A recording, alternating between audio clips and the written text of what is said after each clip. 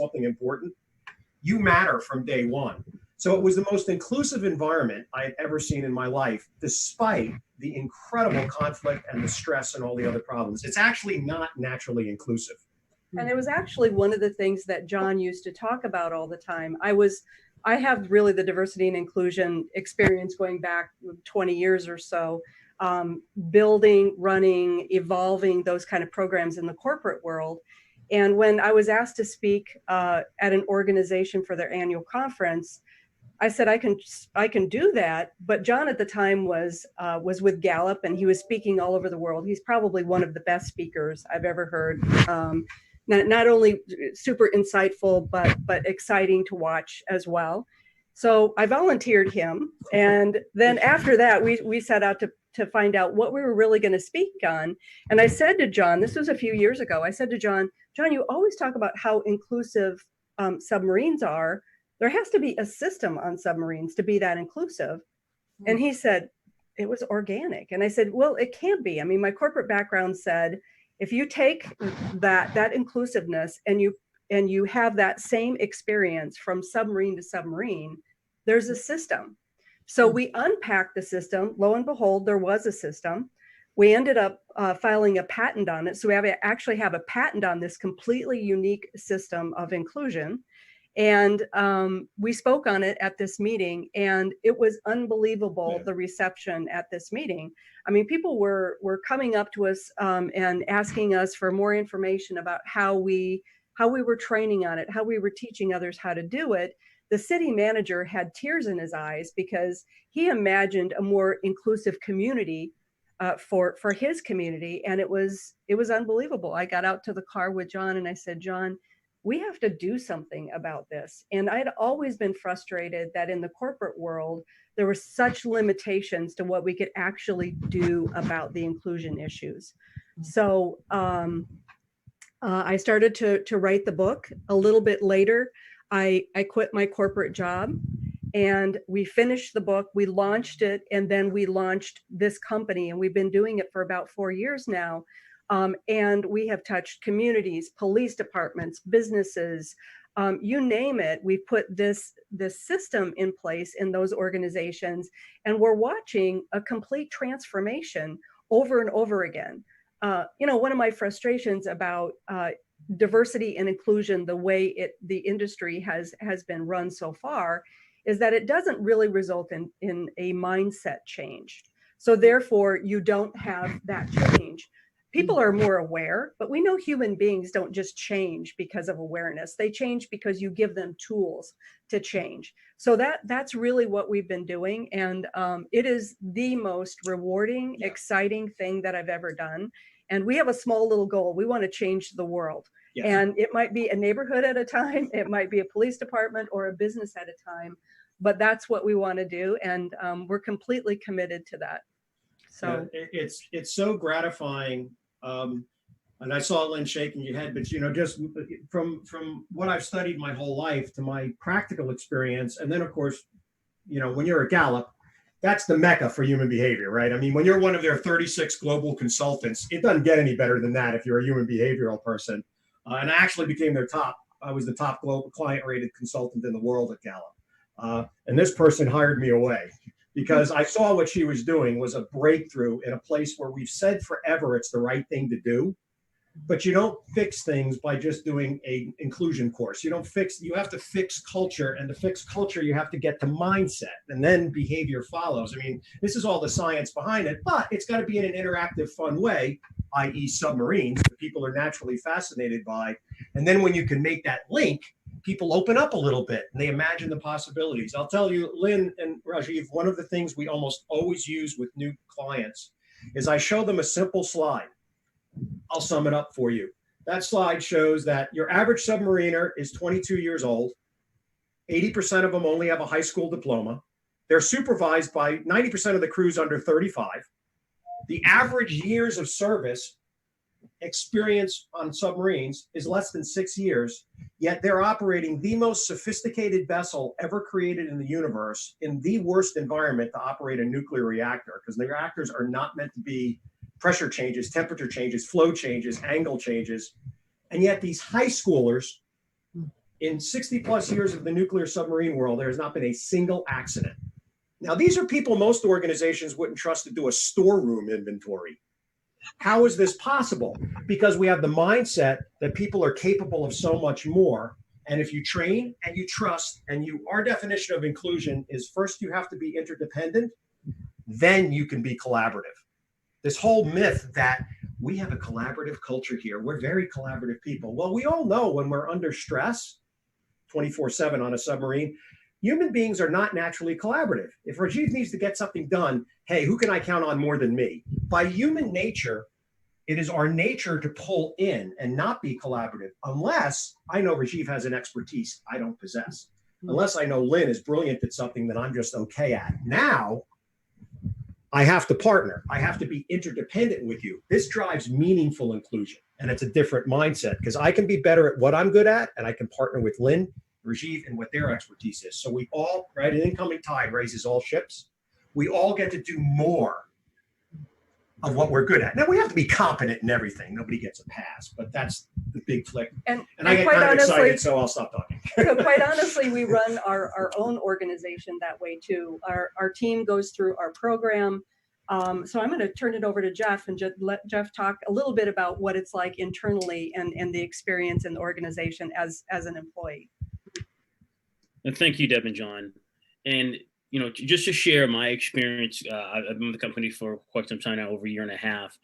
And what we do is we practice what we preach. So when I came on board, it wasn't just a matter of training me to do my job, my function, my role in the team. It was a matter of being inclusive and included into, well, here's what Deb brings to the organization. What her thoughts were when she wrote the book. Here's John's strengths as a keynote speaker and collaborating with Deb in writing the book. And then Jeff, here's what your role is. We want to help bring this to other organizations who are looking to improve upon their culture, help develop their leaders, help focus on individual strengths and what we like to call being pointy. And if we're all focused on what we're great at, how much more enjoyment would you have coming to work every Monday? And also building trust. If you know the person to your left and to your right are focused on what they do well every day, how much easier is it to go to your peer and say, hey, Deb, I need some help here. This is your strength. And she'd be more than happy to help because she loves doing that. And I can put my ego aside and not think, oh man, I'm not that great at that area.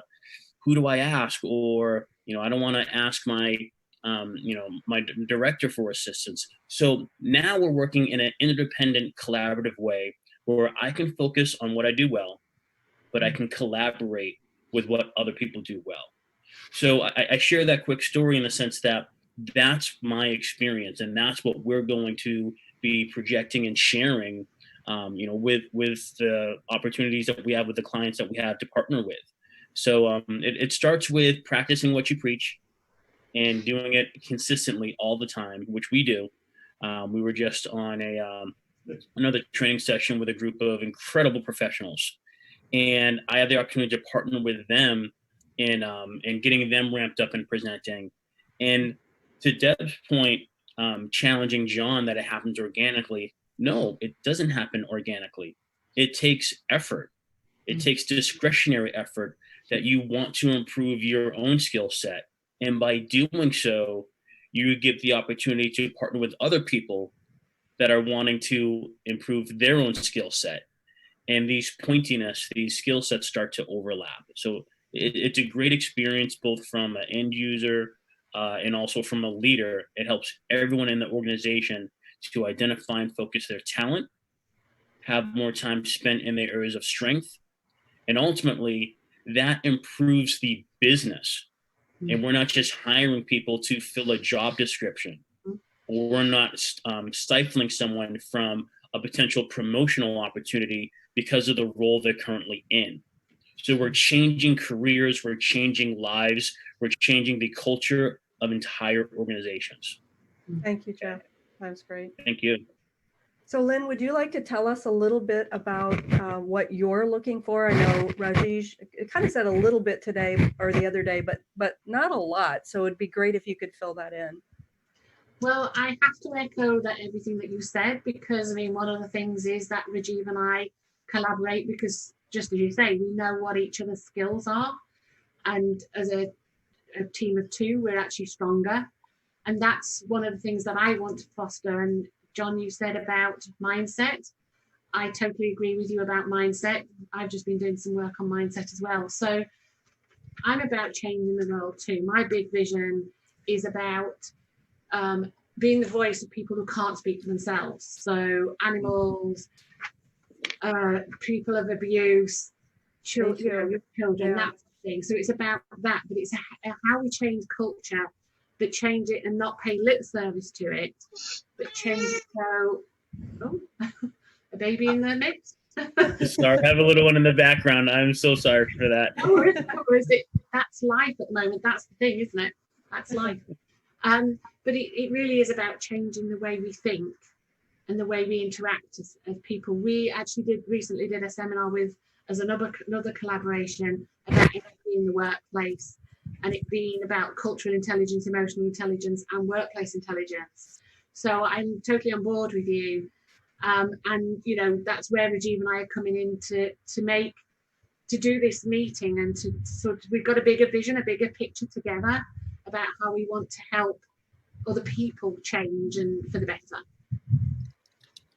Super. That certainly speaks to us. So what are, go ahead.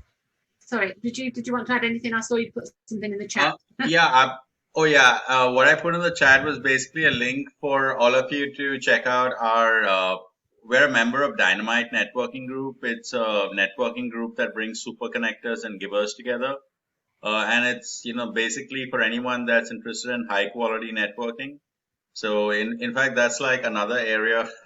We have like multiple synergies with, you know, between me and Lynn. So it kind of like all started out on our, you know, shared appreciation and fascination with spirituality and stuff. It kind of started there. And then it evolved into a friendship, and then a professional relationship, and then a partnership. And then, and then the partnership keeps like evolving in very multiple interesting ways.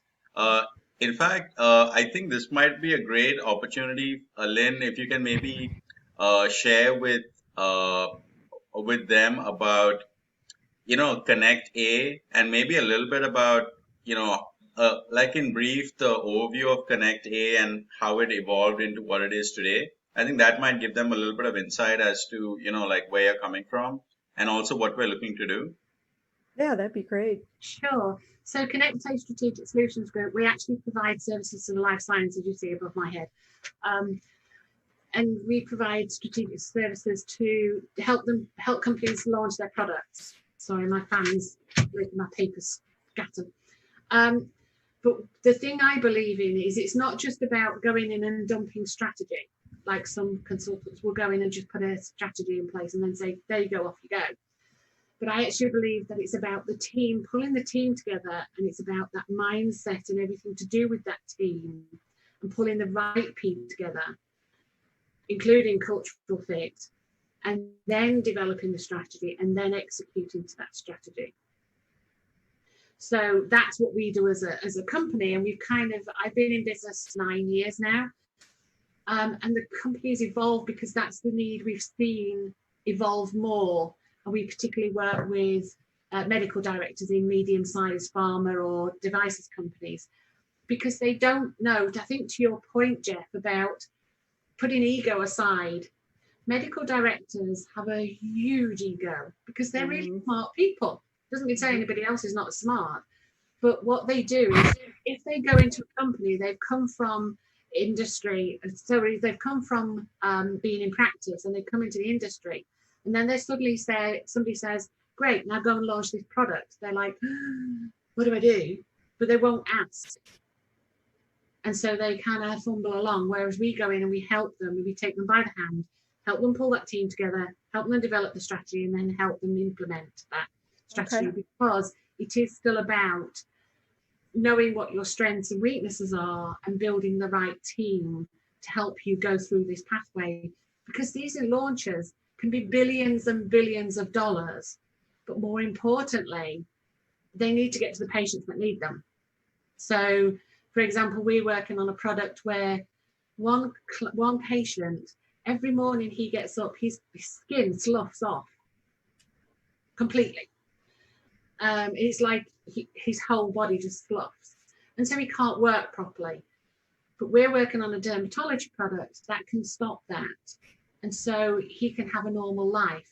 Now that's when you're giving patients back quality of life.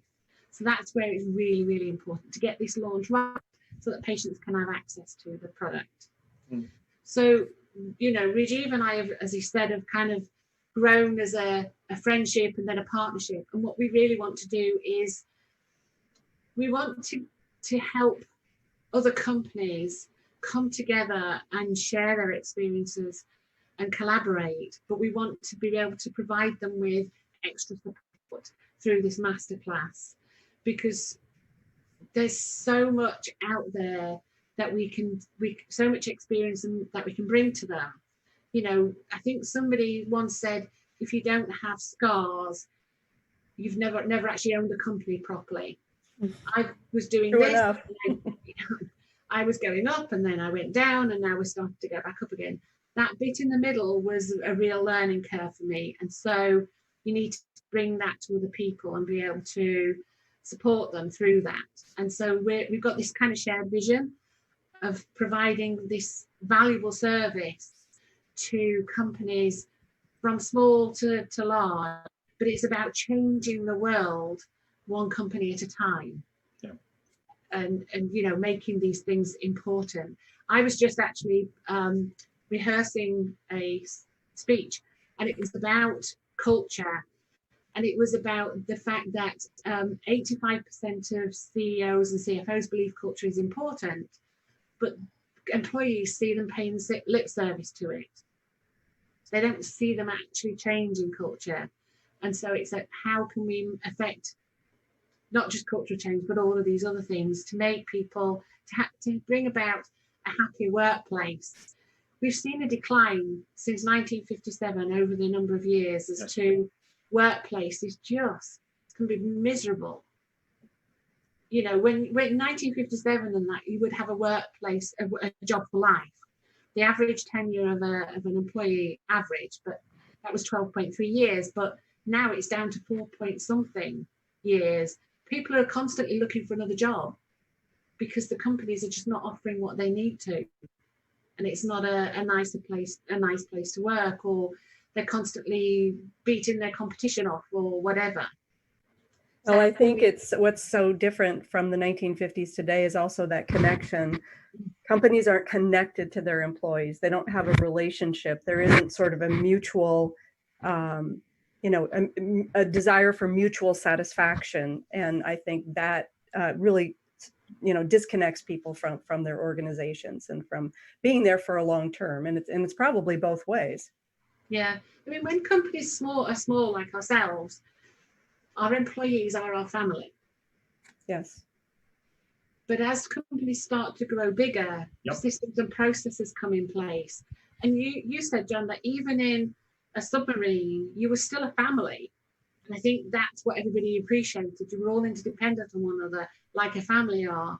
And that's what happens as you start getting bigger, though, the systems and processes come in and you lose that connection, and you lose the contact with the employees and leadership team. And that's where you start getting the issues where employees are disgruntled, because as a small company, we like to look after our employees and make sure, you know, we look at them from an emotional intelligence point of view. But a leader in a Fortune 1000 company doesn't even know the person who cleans the toilets, or the person who is the best salesperson, or the person, you know, who is the best manager. They just don't know these people. So that's what we're kind of trying to do together. Did that explain it, Rajiv? Yeah, that did. And also, I kind of had a question for everyone here, which is, do you, since you said you've been doing this, you know, as the submarine way, you know, for the last, I think you said 4 or 5 years, right? 4 years, yep. Yeah. So I know that at Gallup, I'm sure you worked with, you know, Fortune 1000 companies, Fortune 5 companies even. But as far as the submarine way goes, do you have a certain sweet spot as far as the kind of companies or certain industries that you either choose to work with or see yourself just constantly working with or pull to?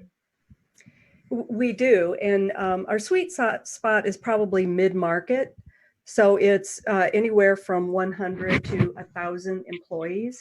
But we've also found, because we've worked with super large organizations like enterprise size organizations as well, that if you can tackle a division of a really large organization, then you can start to change the culture of that division. And I know that from personal experience, because in really large organizations, I worked for ADP, I worked for Travelers, the Hartford, I was able to take my divisions and I was able to influence those.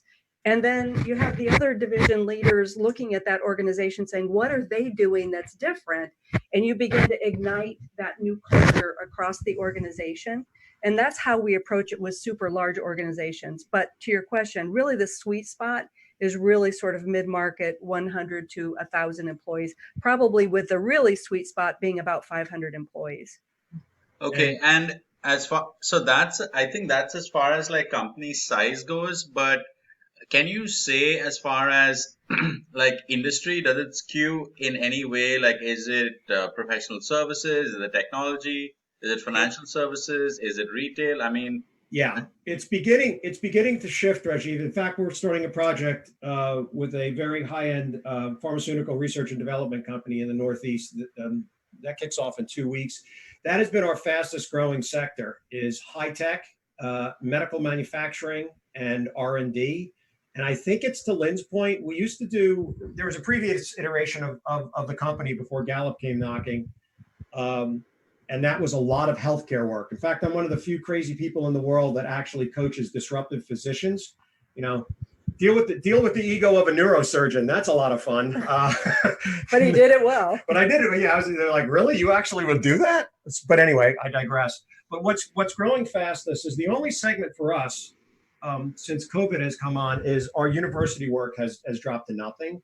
But what's really more than filled that is research and development, high tech, pharma. And I think the simple reason is obviously they're doing okay right now. They're doing well. The business is good, and they're starting to look and they're saying, wow, we're really good at research and development, but we're terrible at talking to each other. We're terrible at sharing best practices, because how did they all get to where they are, right? They were fighting for research dollars. They were fighting for all of this stuff. So their mindset is incredibly selfish, not because they're selfish by nature, but because, hey, there's $1 million to get here. Do I get it? Or do they get it? And that they carry that into the company, and they're realizing now that they're just not meshing. And as they grow, it's causing massive issues. Their own worst enemies internal. So that's our fastest growing segment is pharma, research and development, high tech. We're now in 3 different divisions of a very specialty high tech medical device. We're in the radiation division. We're in their sterilization division. We just keep growing because they're like, oh, this actually works pretty well. So does that answer your question more specifically? Yeah, it does. It does. So when you say divisions, is it something like, you have like this mega corporation, like let's say Siemens, and Siemens has like so many different divisions, or even Philips, they have a consumer, they have an enterprise, they have a medical. So when you say divisions, are you referring to something like that, and even going like all the way down to like a product? Yes. And that, Yes. and then kind of just starting there and then kind of like building, I don't know, either upwards, sideways, everything? Yes. And in fact, one of our strategies is to make sure that in our workshops that we have all levels. Yeah. So people who had not really ever interact before, because they're very prone to hierarchy in organizations, we have all levels present there. And we do breakout sessions where we say we're driving community, and these our word for community is crew from a submarine, and it's teamwork on steroids. But we have all levels working together, and they're problem solving common problems, but they're working together. So we're helping them role model the kind of interdependence and collaboration that they could be experiencing in their organizations, but they're probably not, because they're not interacting. Because I interact with the person who reports to me, and I interact, and that's really who you're interacting with. There isn't even a lot of peer interaction in a lot of organizations. The one company, you want to talk about Sterigenics, I don't mind naming them, how they are now working across general managers in a way they've never worked before. Yeah, that company was a perfect example of when we started their work. It was because they got a new senior vice president of operations for a division, about a 300-person division. And he was somewhat blown away that they literally, almost down to logo, they were 8 separate companies. When he went to a different site, he wasn't sure it was the same company. I mean, they had their own onboarding. They had their own this. They had their own, everybody had their own. So every general manager was running, and that worked fine until you're trying to bring things together because you're manufacturing piece A, we're manufacturing piece C. It's being assembled and nobody's talking to each other. So he was extremely confused. Now, this is a very large company, but we worked with them, and we started with 8 locations and 8 general managers to work on this, and then we cascaded, and that's the one that has now spread to 2 other divisions. So our preference is not to put 40 middle managers in a room in a large company. That's how things are traditionally done. The problem is 40 middle managers don't hang out together. What you need to do is you need to create a micro environment of, let's say it's a 400-person business unit. To your point, Rajiv, it's a very specific product, 300 or 400 people. We want a representation. We want like a little mini group of 30 to 40 that looks like that 400. We want some senior people. We want some entry-level people. Because that's reality. If they start modeling and working together, we're going to start changing minds. They're going to start changing behaviors. And that's the best way to cascade, as opposed to, great, all the C-suite got this great idea. How much time does the C-suite spend on the manufacturing floor? Not because they're bad people, but so you need someone from the floor. And guess what? Someone from the C-suite goes, holy cow, June, what the heck do we have her doing? Because she's phenomenal. Because now they're in these little breakout groups, and we do all of this virtually right now.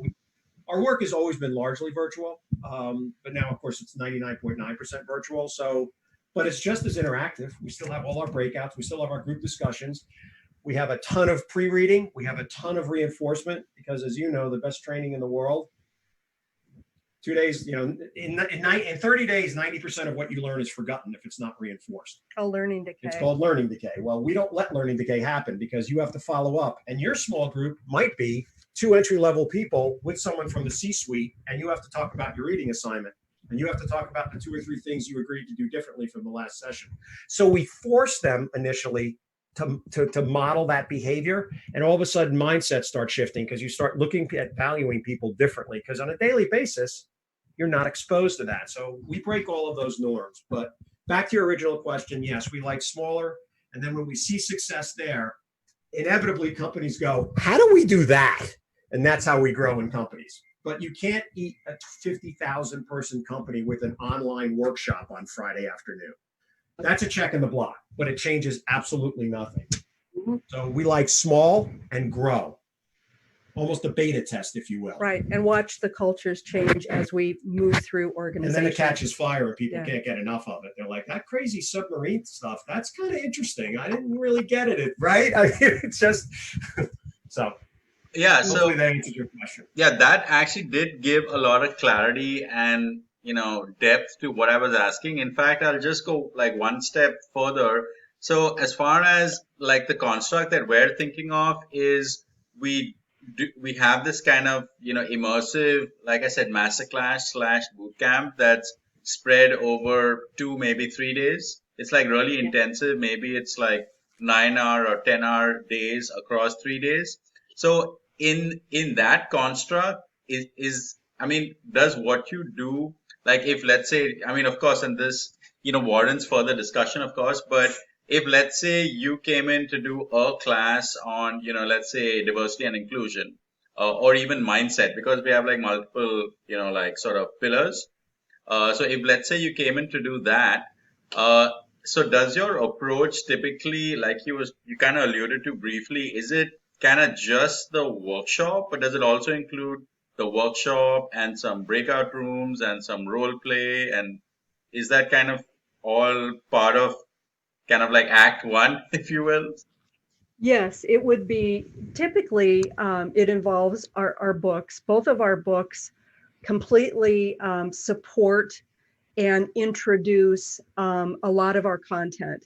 In fact, I would say 95% of our workshop content really comes out of our books.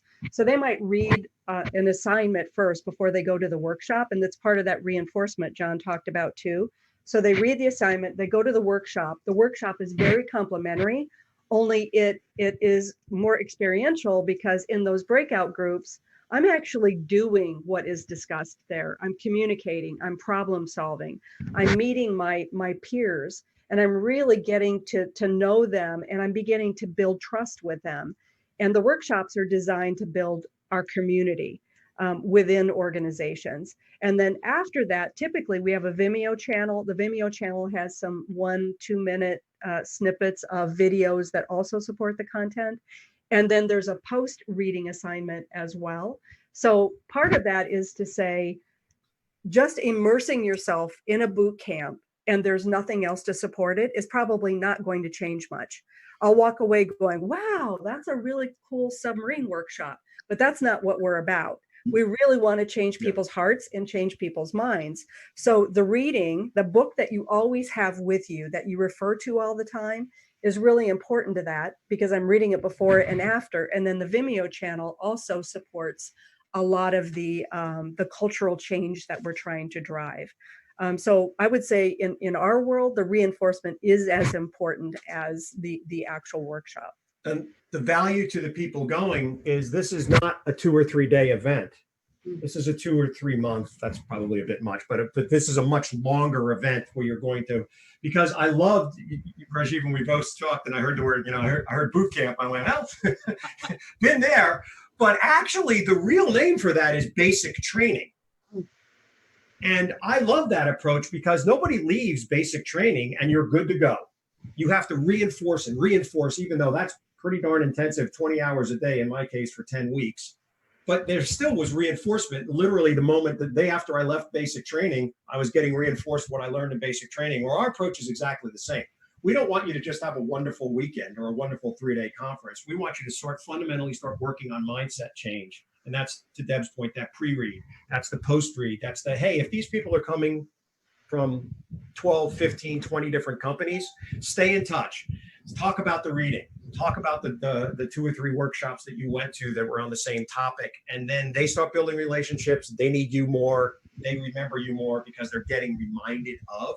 So it's good for a business point of view because it drives much more lasting results. And it's very different than anything else out there that they've been to. And I know it's crazy that, we've touched so many lives, but people will continue to email us too. We both get emails from people who attended our workshops who say, I had an issue with an employee, a peer, a boss, whatever it might be. And here's the situation. What would you suggest? It doesn't happen all the time, but enough that people feel really connected. They feel like when we're with them, we're building a crew with them, and they have that support in the future as well.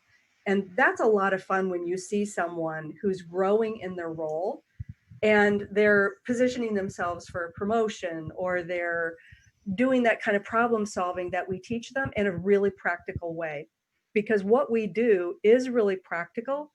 And we wouldn't, the bottom line is we have a patent that we have published, and right now it needs to be published for a year before the patent actually is fully accepted. But that patent is because we can show actionable results. We've actually showed progress with this model.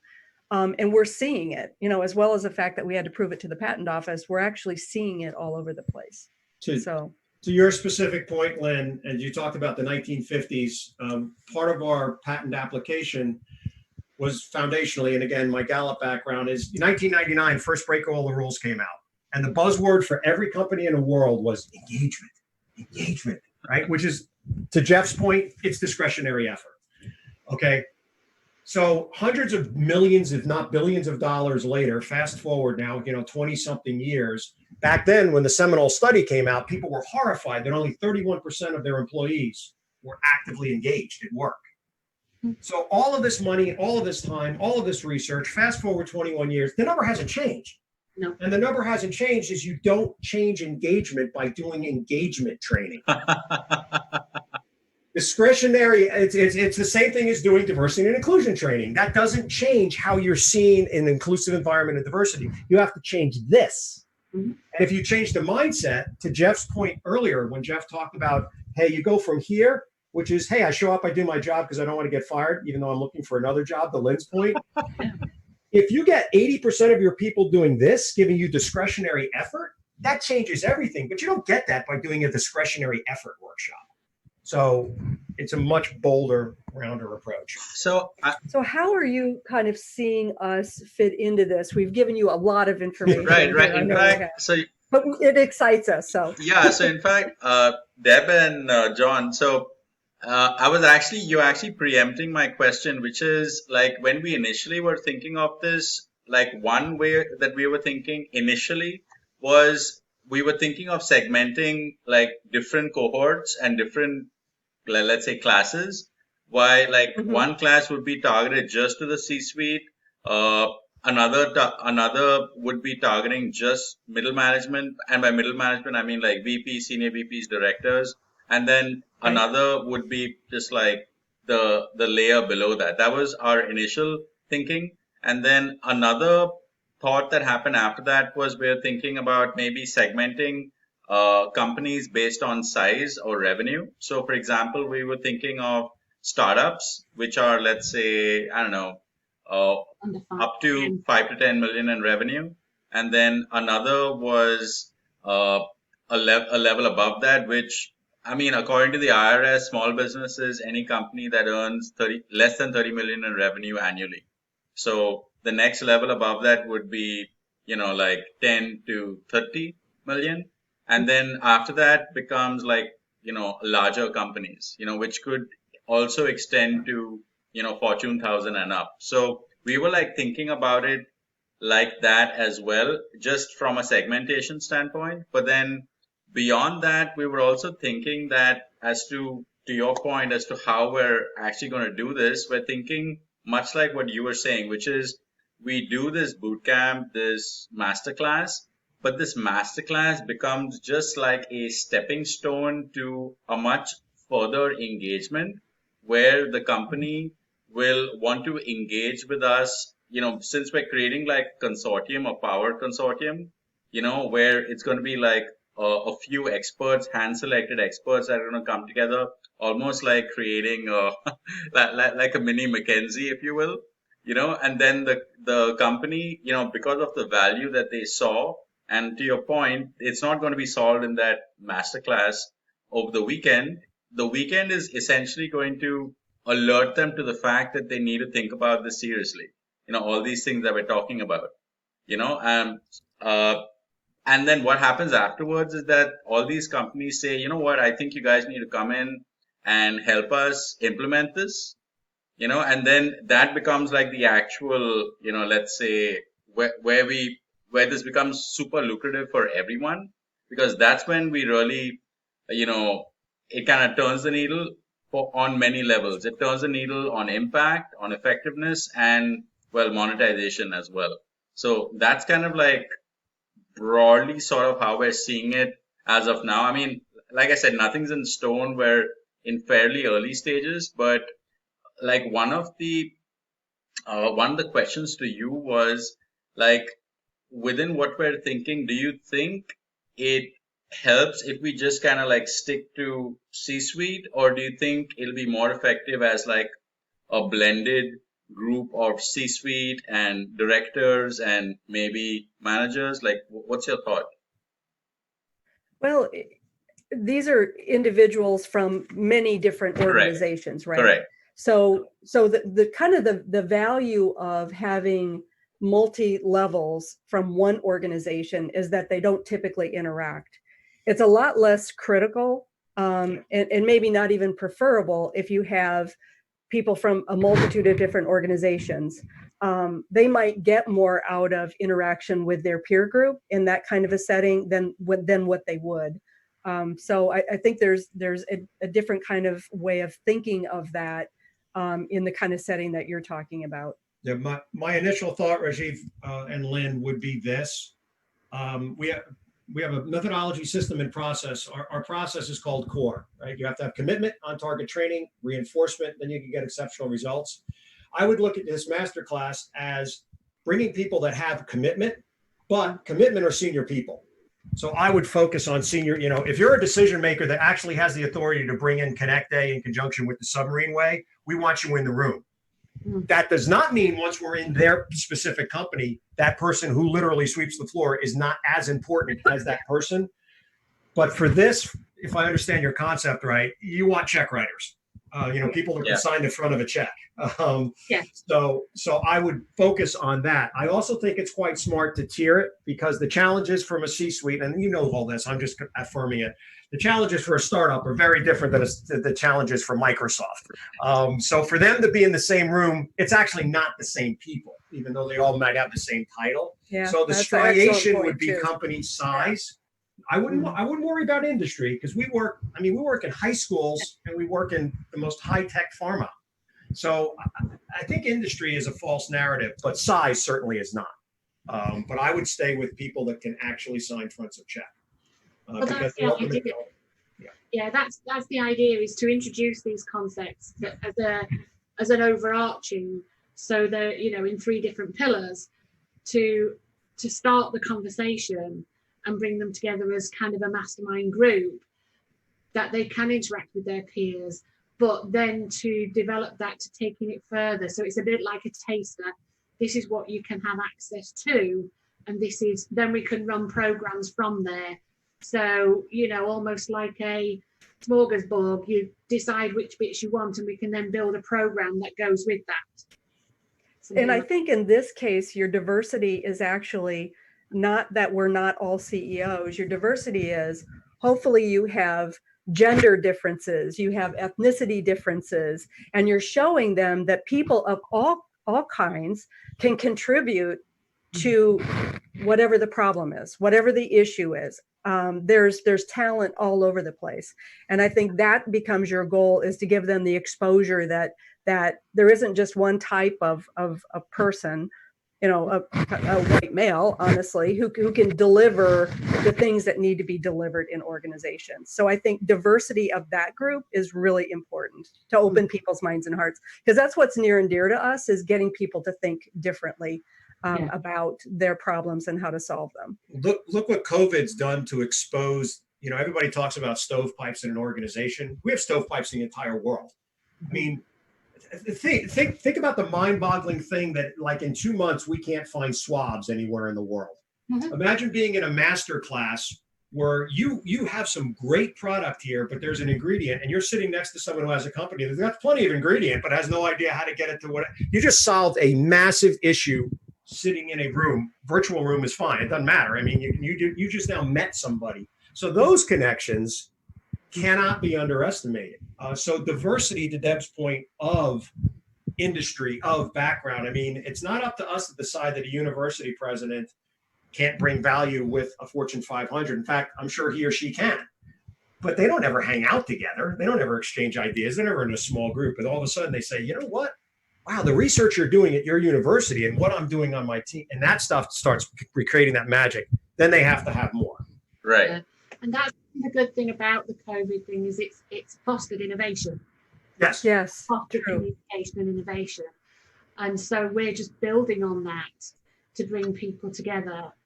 And because I, like you, John, believe it's very much about mindset. I've learned that hard way. It's very much about your mindset as a foundation tool, and then you can build on it from there, and that's why we're pulling it together as an overall offering.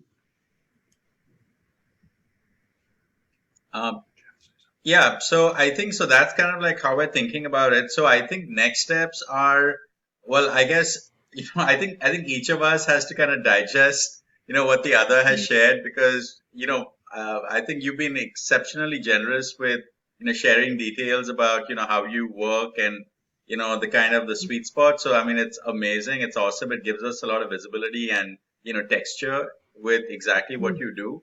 I guess just conceptually, broadly speaking, the question that I'll ask you is, are you open to exploring like partnering with us in, even though it hasn't been pinned down yet, but conceptually kind of like what we're talking about? Is that something that you're open to exploring?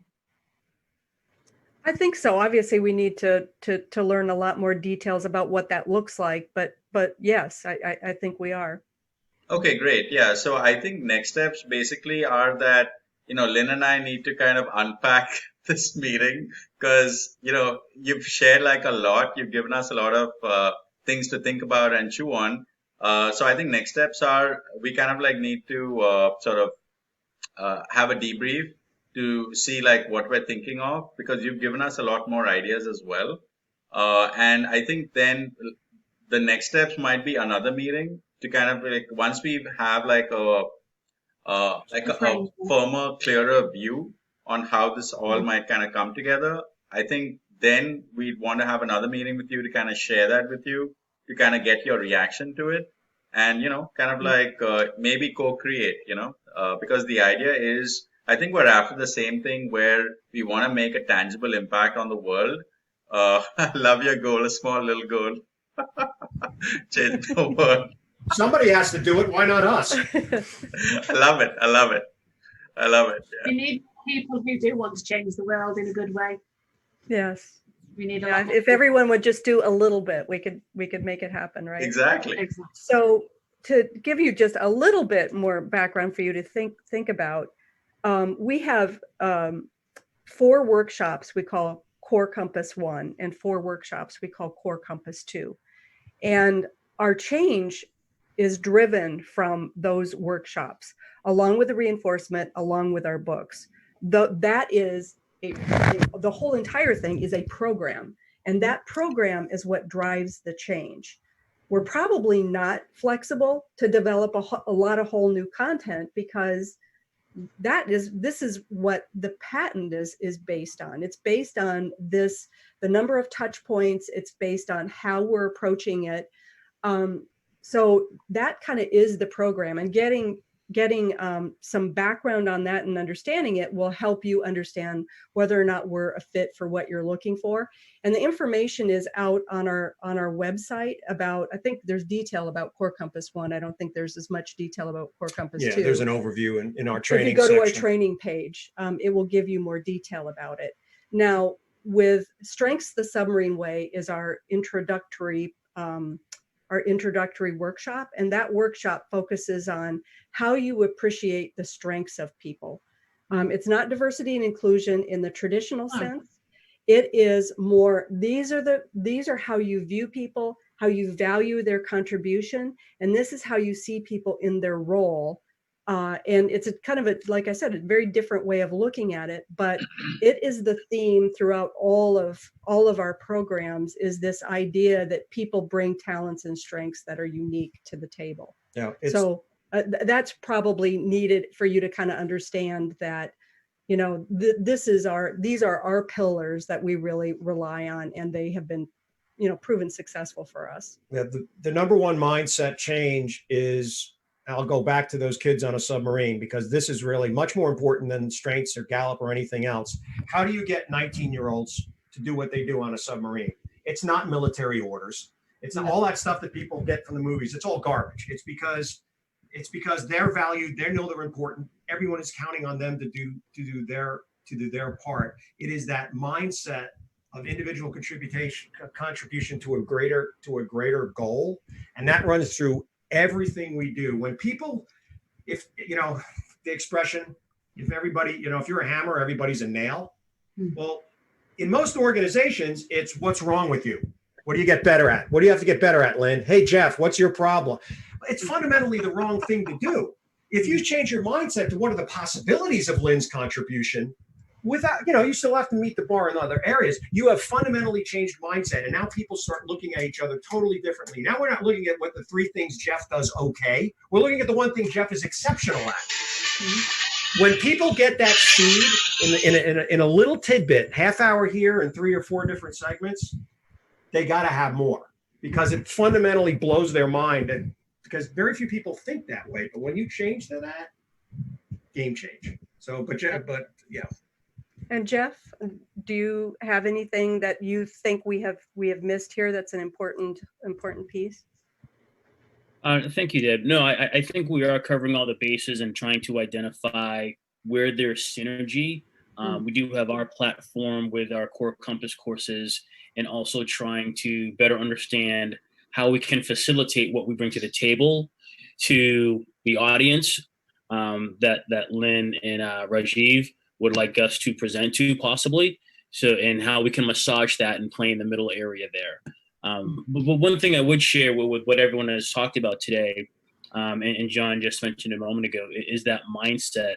And I think in bringing together this audience of different leaders from different levels, having them in the same room, because they experience different challenges, the C-suite versus the VPs and directors and the mid-management, they're going to absorb this information completely differently. So we need to have a, well, pun intended, diverse audience among these leaders in these break groups, not just industry, not just company size, but also where they are in their career and how they partner and manage and lead their team. So that's, again, we need to cross-pollinate all of these groups and all of these The diversity of leadership, basically, their abilities to be able to lead. Yeah, that's actually a really good point. Yep. Okay. Awesome. Yeah. So yeah, I think this has been a fantastic meeting, and like I said, there's like a lot to unpack here. So I think we're gonna like maybe take a few days to kind of chew on this, and maybe come back to you with because I think this is something that I don't know if we can have an idea like just like this. It will require like some thinking and some like playing around with to see like what fits and what works. Because what we're thinking of doing is just like to what Lynn said, we're kind of like almost like this is the starters, but this is a starters to a much larger meal. And we're viewing this like that, so to your point about how you have like your set program. So that's amazing. That's awesome. So we're actually looking at maybe, once in our maybe next or the meeting after the next meeting, we would actually be thinking of maybe taking one of your existing programs that's more foundational and kind of like doing something like that, because we also have to think about like the time constraint that we're working with. We're trying to kind of get through a lot of subjects while still having a quality experience, which is why people are going to want to do this, because this is not available like any other place, so this is going to be a very unique experience like that. So yeah, so that's kind of like how we're seeing it. So it's going to be like incredibly lucrative for like all partners, and we're kind of designing it very intentionally by doing that. Yeah. Okay. Yeah. Well, we're looking forward to hearing more. I'll let you guys think about it. It is a lot to unpack, I understand. Yeah, and if you've got any more questions, please reach out to us. Likewise, we might come back to you with some questions as we start going through things. Absolutely. Well, thank you both. Thank you, Jeff. Thank you, Jeff. Thank you. Rajiv. Thank you, Lynn. We look forward to future conversations on this. Yep. Sure. Yeah, and yeah, if you have an availability to join us on Tuesday, certainly check out Dynamite Networking Group. That's an opportunity where you'll see Lynn and me again, as well as some of our like members as well. So okay, we will. Different group. Yeah, it's networking reimagined. Yeah, wanted to say that. Yeah, we will hopefully, Jeff, I don't know what your calendar is. I can tell you on the 11th, we are moving into our new offices and home in Augusta, Georgia. So we are not available. Hopefully we'll see if Jeff can free up his calendar. We'll try very hard to have somebody from our organization. Okay, that's great. That's awesome. Participate. Yeah, I'll check my calendar right now as we speak and get back to you guys. Okay. Sounds good. Thank you. Awesome. So nice to meet you all. Happy Friday. Nice to meet you. Look forward to speaking more. Yep. Okay. Thank you for your time. Okay. Bye. Bye. Bye-bye. Steve. Oh, sorry. I'll call you back. You're still live. Okay, cool. Anyway, thanks a ton, Jeff. This was amazing. And yeah, we'll be in touch momentarily. Okay, sounds great. Thank you. Bye-bye.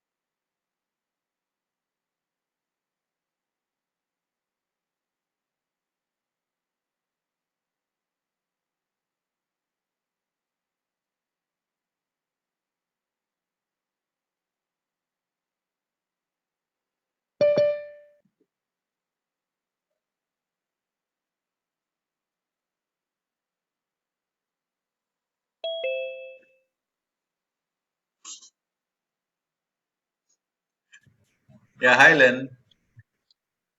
I tried to get back in, it wouldn't let me That's in. weird because I saw it come, but then when I looked on the screen, the notification disappeared. So I don't know. Did you Oh, leave or right, something? okay. Well, I couldn't get in. I couldn't get in. So, they were quite an interesting group. Yeah, yeah. How come you found them on LinkedIn? Yeah, I think they found me. Yeah. Oh, why? What were they wanting from No, you? I mean they were just like reaching out to like network, and I think they might have seen that one of my earlier posts many months ago was about the Navy. So maybe that's something that might Oh, have piqued their interest, since that's John's background.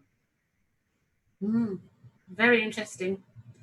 I think we need to think about how we bring people in, and like you say, this consortium and stuff, and how we build. If they, maybe we can build an overall program. Yeah. So I think like the meeting was good on the standpoint of like clarifying and reaffirming few of our, initial ideas.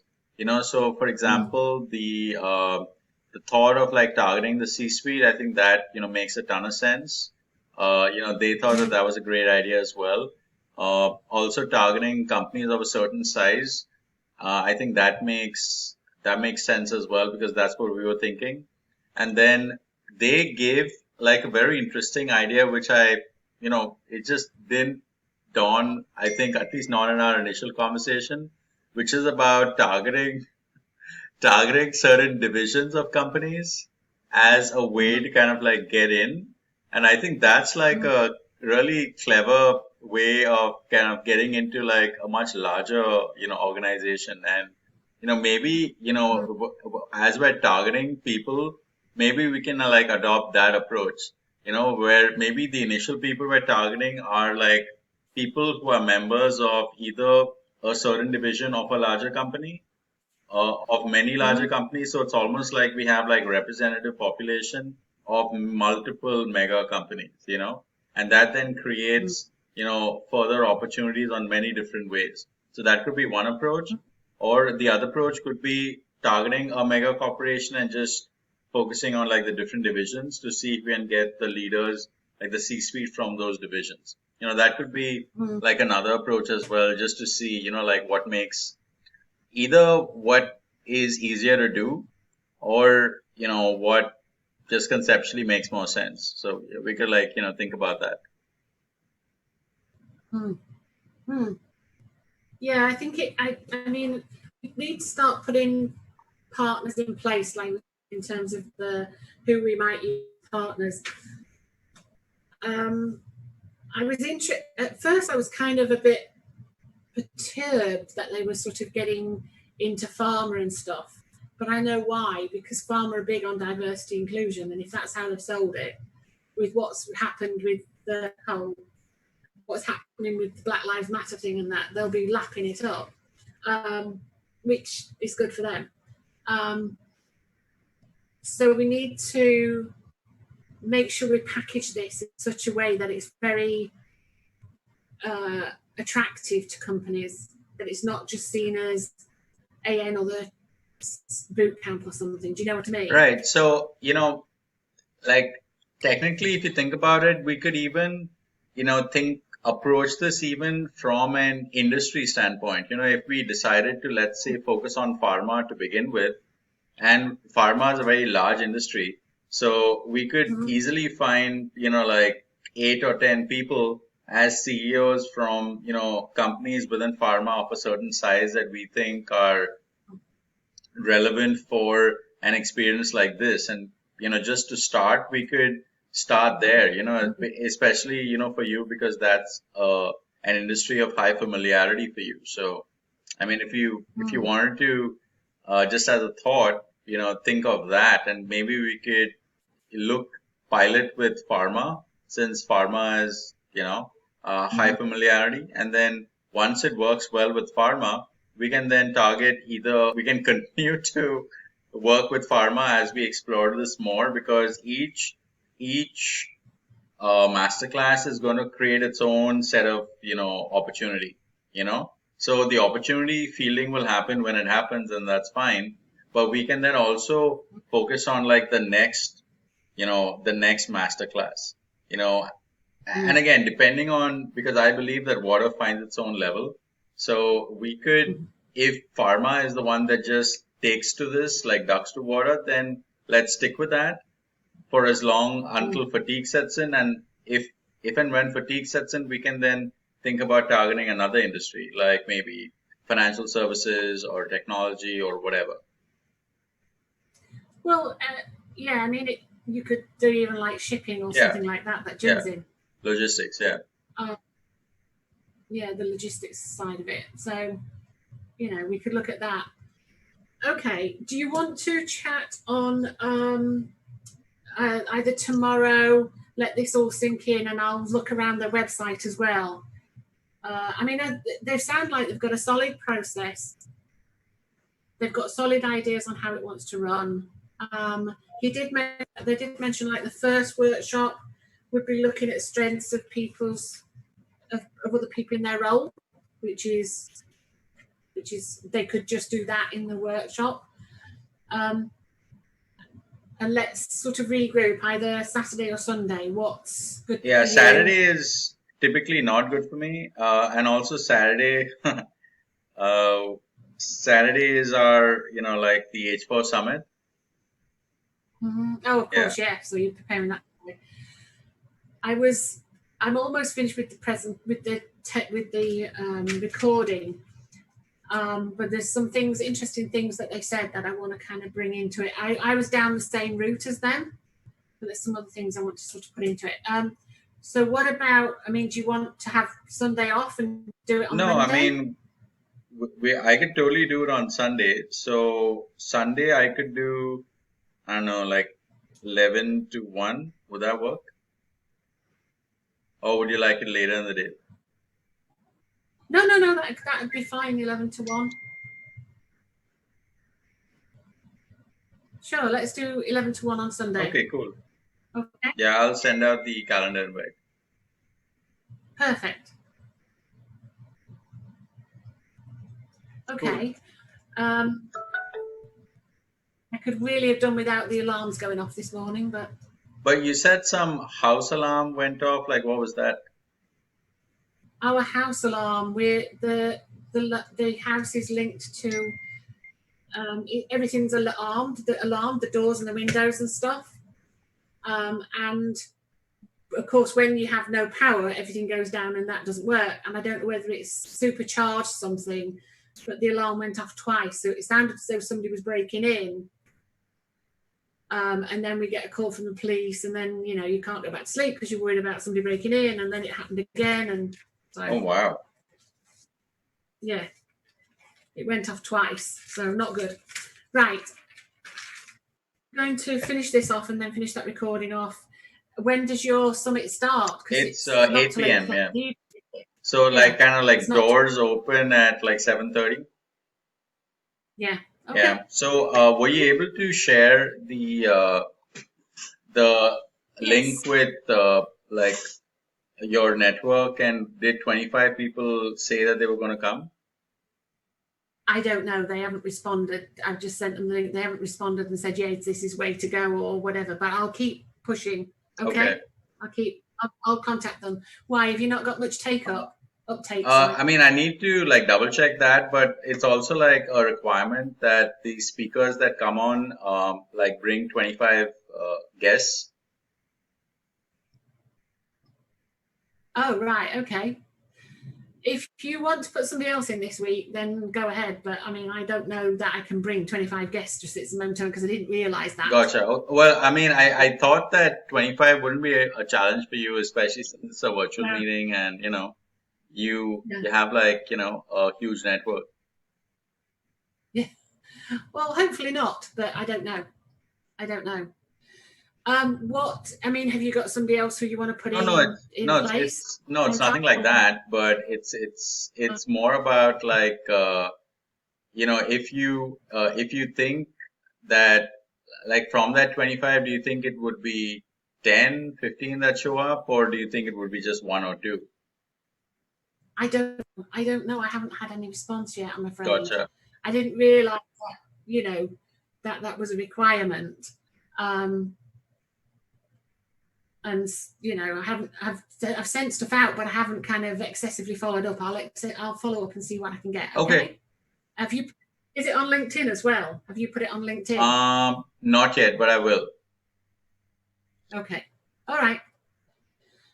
Other than that, I can't, I'm sorry. I'm trying to juggle a lot of different things at the moment. So gotcha. I'll see how many I can get. I'll send it out again and see how many I can get. Okay. That's cool. Okay. I mean, I hope we get a lot more, but I'll speak to you soon. Cool. I'll see you Sunday. Let's see ya. All right. Bye. Bye. Bye.